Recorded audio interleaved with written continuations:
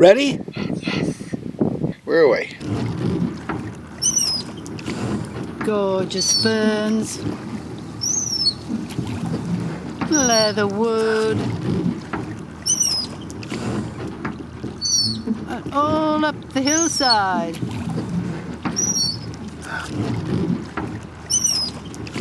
And all that there is leatherwood blossoms. This is a leatherwood. The visitor. Well, we're the visitors. He's the resident. And we're going to step ashore at, this is Goulds Landing. That bit of metal work used to be a jetty that extended out, and they unloaded chaff for the horses, things they needed for activities up the Gordon River. It was an easy place to get at. This side was easy. Yep. That's the top.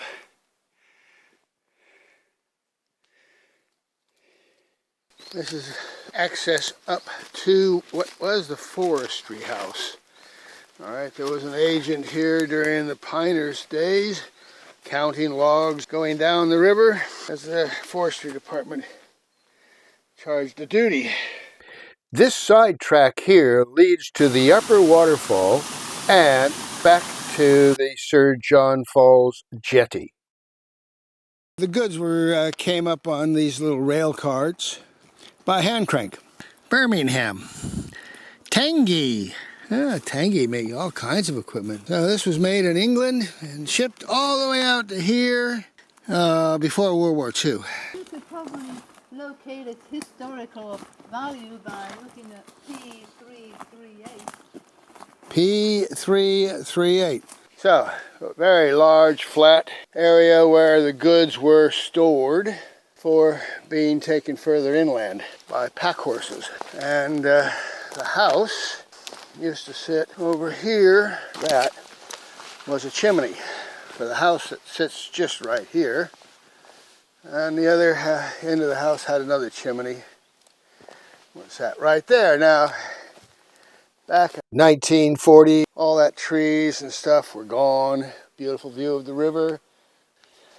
Okay, let's go find Goulds Track, the track that links the east to the west. Cut in 1862. That's the way we came coming up. That's where the forestry house is. We're in the flat area. If you look this way, you'll find a few pink tapes. And they will lead to what is called a shoe road, where the piners drag the Huon pine out of the forest. There are your tapes. We went a few feet, and you can probably just make out a concave dip in the ground that leads up. That's the shoe road where they dragged out of the forest the Huon pine. This is a topographical map that shows the Goulds Track, which Jack and Jude have rediscovered over the last few years. And we tagged it so that interested parties can safely access one of the most impressive forests in the southwest of Tasmania. The 1 kilometer shown by the red dot runs through wet forest and is relatively easy for any fit person. The 2nd kilometer, shown by the blue dot, runs through manuka and eucalypts and is more challenging. It would be unwise for any but experienced wilderness walkers to go beyond the wet forest shown by the red dot. You can tell by the vertical sides that this was a road that was used to drag the logs down to the waterway so they could be floated off to the mills. All right, so you can imagine easily 2, sometimes 3 horses in a line dragging, a log of the size you saw the stumps of this species, Huon pine, with an iron shoe at the front of the log so that it would not dig into the earth. Of course, it did make a scouring mark in the ground, and I think depending on how hard the ground is, it got deeper. So this is colloquially known as a shoe road. Hello, Mr. Huon. Reaching for the sky, are we? Now, a little care is required here.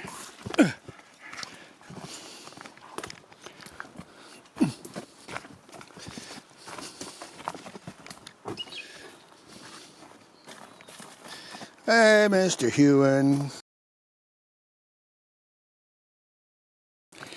So all the work that we've done, we still haven't bulldozed down any of these precious trees. See? And a celery top. Oh, it's lovely, isn't Yeah, pretty little tree, huh? Who's he got? Moss? Moss on his leg, keeping his leg warm. Up another celery top. So, first hand, close and up front. The children and future leaders of the world could see in their natural setting, you know. Another Huon. This is pretty fabulous. What's this? Oh, it's a fairly good size fella. So that's, I don't know, about 50 years old. It's a stab in the dark. They grow very slowly, millimeter a year. Yep. Razor grass. Keep your arms inboard. Keep your arms away from that.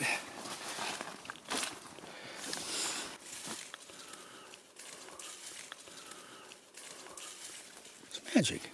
I don't think the actual limb is alive. These are all living off a decomposing limb.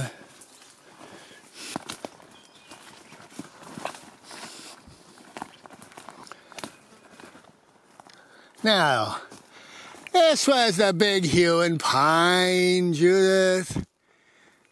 beautiful. Huh? Yes. He's had a hard life, this one. Might have sprouted about the time of Christ. Look at how big it is. It's not often you get to go and touch something that was here when Christ was. What a beautiful tree. It's that big around, isn't it? It's huge. It's huge. It's absolutely humongous. It's got to be. Oh, It's got to be 4.5 meters around. You know. God. That's a 4.5. That's 1.5 meters. Wow. Still looks like it's going, and it's right next to the track. Now, the pioneers obviously didn't take it because they looked at it and said, no, there's no real good wood there. It's multiple stalks. And they were farmers. They knew to leave the mature seed trees there so that all the babies were seen. See all these babies we see now? They're the next generation. So the pioneers were the farmers of the forest. Many a good ship was built from the timbers that came from these forests. That provided not only employment, but means of shifting our goods around the world. Now that's what history lies on this track here, the Goulds Track. Going down to the actual Goulds landing. This is the last remaining steelwork of Goulds Landing.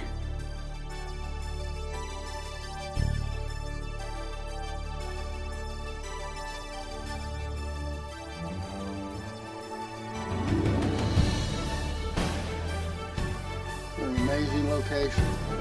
Look at the reflections. Those are leatherwood blossoms floating on the surface.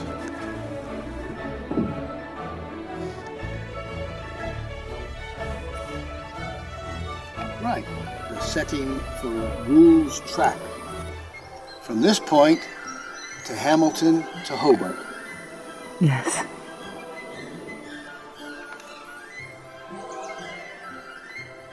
That's looking upstream the Gordon.